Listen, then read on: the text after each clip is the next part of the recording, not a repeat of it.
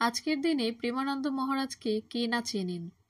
বৃন্দাবনের এই সন্তের সঙ্গে সাক্ষাৎ করার জন্য দেশ বিদেশ থেকে ভক্তরা আসেন, আর দূর দূরান্ত পর্যন্ত এই প্রেমানন্দ মহারাজের নামডাক ছড়িয়ে পড়েছে। অনেকেরই মনে পড়ে যেতে পারে একসময় বৃন্দাবনে তার আশ্রমে আগত দুই ব্যক্তির কথা। তারা বলেন যে সন্ত প্রেমানন্দ মহারাজ তাদের সঙ্গে স্কুলে পড়তেন। মহারাজ তাদের চিনতেও পারেন, একটু হেসে বলেন, সন্ন্যাসীর পূর্বাশ্রমের কথা মনে রাখতে নেই। সাধুর সম্পদ কি? এই প্রশ্ন তুললে সবার মনেই একটাই কথা আসবে, ধর্ম।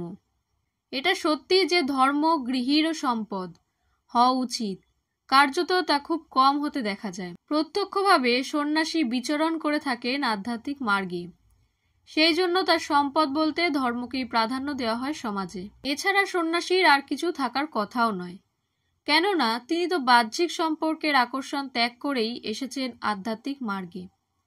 সন্ত প্রেমানন্দ মহারাজের জীবনীও সেই রকমই। ঠিক এই জায়গা থেকেই প্রশ্ন ওঠে, যার পূর্বাশ্রম সম্পদ কোনো কিছুর পরেই মোহ নেই, সব যিনি ত্যাগ করে এসেছেন, সেই সন্ত প্রেমানন্দ মহারাজ বৃন্দাবনের পথে রোজ নতুন নতুন গাড়ি চড়ে কিভাবে ঘুরে বেড়ান।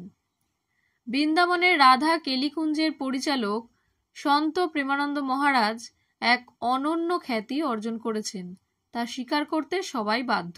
প্রতিদিন হাজার হাজার ভক্ত মহারাজের দর্শন লাভের জন্য অধীর আগ্রহে অপেক্ষা করেন। সবাইকে দর্শন দেওয়া তার পক্ষে সম্ভব হয় না, তবে সন্ত প্রেমানন্দ মহারাজ প্রতিদিন বিভিন্ন বিলাসবহুল গাড়িতে করে পথে বের হন। সেই সময় লোকে তাকে এক ঝলক দেখতে পায়। সেই বিলাসবহুল গাড়িগুলোর নাম জানলে অনেকেই অবাক হয়ে যাবেন। সন্ত প্রেমানন্দ মহারাজকে প্রায় বৃন্দাবনের রাস্তায় ল্যান্ড রোভার, ডিফেন্ডার, পোর্শে, কেন, Toyota Fortuner, Legendre, Audi Q3 এবং স্কোডা কোডিয়াকের মতো গাড়িতে চড়ে ঘুরে বেড়াতে দেখা যায়। বাসভবন থেকে রাধা কেলি আশ্রমের এই যাত্রাপথে হাজার হাজার ভক্ত তার দর্শন লাভ করেন। অনেকের মনেই প্রশ্ন জাগবে যে সন্ত প্রেমানন্দ মহারাজ যখন কারোর কাছ থেকে টাকা নেন না, ব্যাংক অ্যাকাউন্ট বা অন্য সম্পদ তার নেই, তখন তিনি এত দামি গাড়ি কোথা থেকে পান? এর মধ্যে অবশ্য কোনো রহস্য নেই। সন্ত প্রেমানন্দ মহারাজের যাতায়াতের জন্য এই গাড়িগুলো ধনী ভক্তরা ব্যবহার করতে দেন।